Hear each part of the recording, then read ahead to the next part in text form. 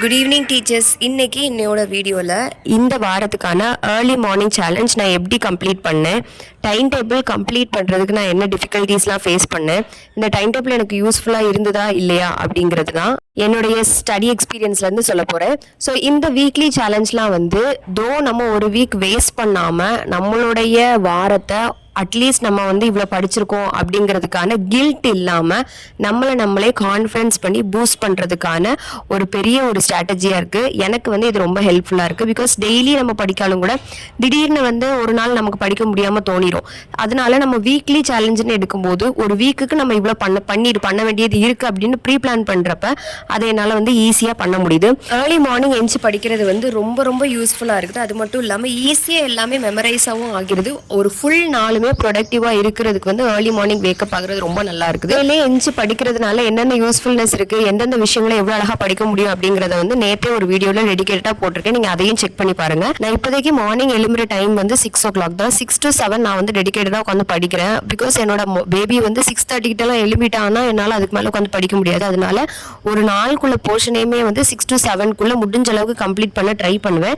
அப்படி ஒரு வேளை அவனால் தூங்க முடியல, பேபி எந்திரிச்சிட்டான் அப்படின்னா அதை அந்த நாளுக்குள்ள எந்த டைம்ல வேணாலும் நான் கம்ப்ளீட் பண்ணிப்பேன். இப்போ நீங்கள் காலேஜ் கோயிங் ஸ்டூடெண்ட்ஸாக இருக்கீங்க, இல்லைன்னா உங்களுக்கு படிக்கிறதுக்கு நிறைய நேரம் இருக்குன்னா நீங்கள் ஒவ்வொன்றும் படிக்கிறதுக்கு கீழே எந்த டைம் படிக்கிறீங்கிற ஸ்பெசிஃபிக் டைமை கூட நீங்கள் இன்க்ளூட் பண்ணிக்கலாம். உங்களால் அது ஹசில் ஃப்ரீயாக எல்லாத்தையும் படித்து முடிக்கிற மாதிரி இருக்கும்.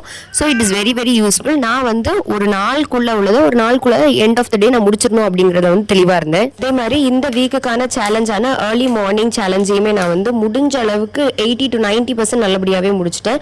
ஊடையில் ஒரு 2 நாள் தான் என்னால் எந்திக்க முடியாமல் போச்சு. ஒய்? பிகாஸ் என்னோட பேபி நைட்டு மிட் நைட்லாம் எந்திக்கிறதுனால நான் அவங்கள பார்த்துட்டு அடுத்த நாள் காலையில் என்னால் எந்திக்க முடியாமல் இருக்கிறது அந்த மாதிரி தான் ஏதாவது ஆகும். ஆனாலுமே படிக்க வேண்டியதை கம்ப்ளீட்டாக படித்து முடிச்சிட்டேன். பிகாஸ் இனிமேயும் ஏர்லி மார்னிங்கில் எந்திக்கிறதுக்கு தான் நான் ட்ரை பண்ண போகிறேன்.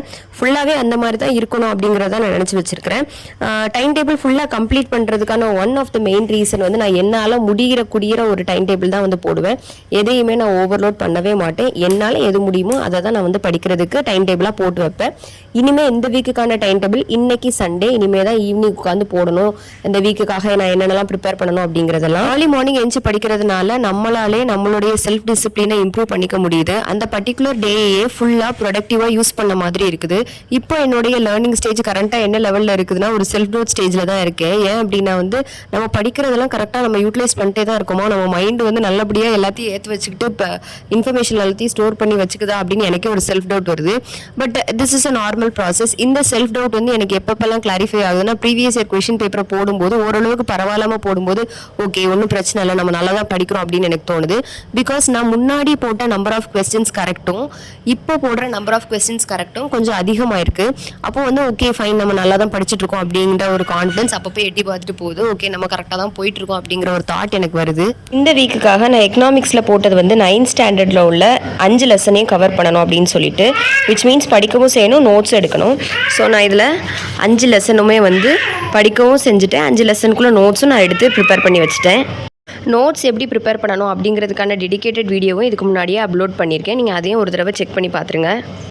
இங்கிலீஷில் previous year question paper solve பண்ணதில் அதில் என்னென்னலாம் தப்பு பண்ணியிருக்கேனோ அதை ரெக்டிஃபை பண்ணி என்னென்ன தப்புங்கிறத கண்டுபிடிச்சி எழுதணுங்கிறது நோட் பண்ணி வச்சுருந்தேன். ஸோ நான் அதே மாதிரி ஒவ்வொரு கொஷின் பேப்பர்லேயுமே அது என்ன தப்பு அப்படிங்கிறத பக்கத்தில் எழுதி வச்சுருக்கேன்.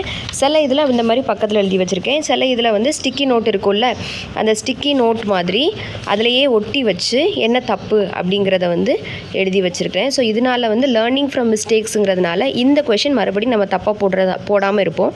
அதோடைய சான்ஸ் ரொம்ப ரொம்ப ஹை, நம்ம தப்பு போடாமல் கரெக்டாக இது பண்ணுறதுக்கு. தமிழில் இலக்கணம் படிக்க வேண்டியது இருந்தது. 10th ஸ்டாண்டர்டில் உள்ள இலக்கணம் இயல் 9லேருந்து இயல் 4 வரைக்கும் படிக்கணும் அப்படின்னு வச்சுருந்தேன். ஸோ இது எல்லாத்தையுமே படித்தது எல்லாத்தையுமே என்னுடைய ரஃப் நோட்டு அப்படி இல்லாட்டி சில பேப்பர்களில் அந்த மாதிரி எழுதி பார்த்துட்டு நானே ரெட் பண்ண வச்சு கரெக்ட் பண்ணி வச்சுக்கிட்டேன். சில இதில் தப்பு வந்ததில் ஏதாவது ஆட் பண்ண வேண்டியது இருந்துச்சுன்னா பக்கத்துலேயே ரெட் பண்ண வச்சு நானே ஆட் பண்ணிக்கிட்டேன். ஸோ இந்த மாதிரி நான் தமிழில் படிக்க வேண்டிய இந்த இவ்வளோ கிராமரையுமே நான் நல்லபடியாக படித்து முடிச்சிட்டேன். சைக்காலஜிலையுமே இந்த 2 இதுக்குமே வந்து ஃப்ளாஷ் கார்டு நான் ப்ரிப்பேர் பண்ணிட்டேன். நான் வந்து அந்த டாபிக் அனலைஸ் பண்ணதில இதுலலாம் வந்து ஃப்ளாஷ் கார்டு ப்ரிப்பேர் பண்ண முடியாது. பிகாஸ் அது வந்து ஒரு டெஸ்ட் மாதிரி தான் இருக்குது. அதனால அதை ப்ரிப்பேர் பண்ண முடியல. பட் இந்த 2த்துக்கும் ஃப்ளாஷ் கார்டு ப்ரிப்பேர் பண்ணி முடிச்சுட்டு இந்த டாபிக் எல்லாமே முடிச்சுட்டேன். சைக்காலஜி பற்றின டீட்டெயில்டான வீடியோ, சைக்காலஜி பற்றின உள்ள டவுட்ஸ் எல்லாமே நிறைய பேர் கேட்குறீங்க. நான் வந்து சைக்காலஜி வந்து ஒரு அகாடமியை தான் ஃபாலோ பண்ணுறேன். மற்ற எல்லா சப்ஜெக்ட்டுமே நானே செல்ஃபாக ப்ரிப்பேர் பண்ணுறேன். சைக்காலஜி மட்டும் ஒரு அகாடமி ஃபாலோ பண்ணுறேன். என்னால் வேறு ஏதாவது சேனலில் நல்ல கண்டென்ட் பார்க்க முடிஞ்சிச்சு அப்படின்னா கண்டிப்பாக நானும் உங்களுக்கு ரெஃபர் பண்ணுறேன். ஸோ அதை வந்து பார்த்துட்டேன் அப்படின்னா கண்டிப்பாக ஒரு வீடியோ போட்டுருவேன். நீங்கள் அதனால் அதெல்லாம் நினச்சி இதே பண்ணாதீங்க, கண்டிப்பாக போட்டுருவேன். ஸோ இந்த வீக்கில் இருக்கக்கூடிய இங்கிலீஷ், தமிழ், எக்கனாமிக், சைக்காலஜி எல்லாமே நான் வந்து பக்காவாக கம்ப்ளீட் பண்ணிட்டேன். ஸோ சாட்டர்டே வரைக்கும் தான் டைம் டேபிள் போட்டிருந்தேன். ஸோ சண்டே வந்து ஃப்ரீ. ஸோ சண்டே வந்து மேக்ஸிமம் என்னுடைய டைம் டேபிள் ஒன்றும் படிக்காத மாதிரி தான் இருக்கும். பிகாஸ் சில நாள் சர்ச்சுக்கு போக வேண்டியது இருக்கும், சில நாள் சமைக்க வேண்டியது அதிகமாக இருக்கும். அதனால வந்து இன்றைக்கி வீட்டில் பிரியாணி பண்ணியிருந்தோம். பிகாஸ் தம்பி வேறு ஊர்லேருந்து வந்திருக்கிறதுனால நல்லா ஹாப்பியாக எல்லோரும் ஃபேமிலி டைம் என்ஜாய் பண்ணிவிட்டு ரிலாக்ஸ் பண்ணிட்டு இருந்தேன். ஃபைனலி என்னுடைய 6 days early morning wake up challenge சக்ஸஸ்ஃபுல்லாகவே கம்ப்ளீட் ஆச்சுது. ஸோ நெக்ஸ்ட் ஒரு சேலஞ்ச் வந்து என்ன மாதிரி கொடுக்கலாம் அப்படின்னு நானே வச்சுருக்கேன். அப்படின்னா வந்து நான் படிக்கக்கூடிய டைமை வந்து இன்க்ரீஸ் பண்ணணும் அப்படின்னு. பேபி வச்சுட்டு வந்து என்னால் இப்போதைக்கு ஒரு 1 hour 2 hours தான் வந்து டெய்லி படிக்க முடியுது. இனிமேல் முடிஞ்ச அளவுக்கு ஒரு 3 hours படிக்கிற மாதிரி அதை யோசிச்சு என்னால் பண்ண முடியுமா, நம்மளால் மேனேஜ் பண்ணிக்க முடியுமா, எல்லாத்தையும் யோசிச்சுட்டு தான் அடுத்து ஒரு சேலஞ்ச் பண்ணலாம் அப்படின்னு நினச்சிருக்கேன். இந்த வீக்குக்கான டைம் டேபிள் இனி தான் போட்டேன் அப்படின்னா வந்து கம்யூனிட்டி போஸ்ட்டில் அப்டேட் பண்ணுறேன்.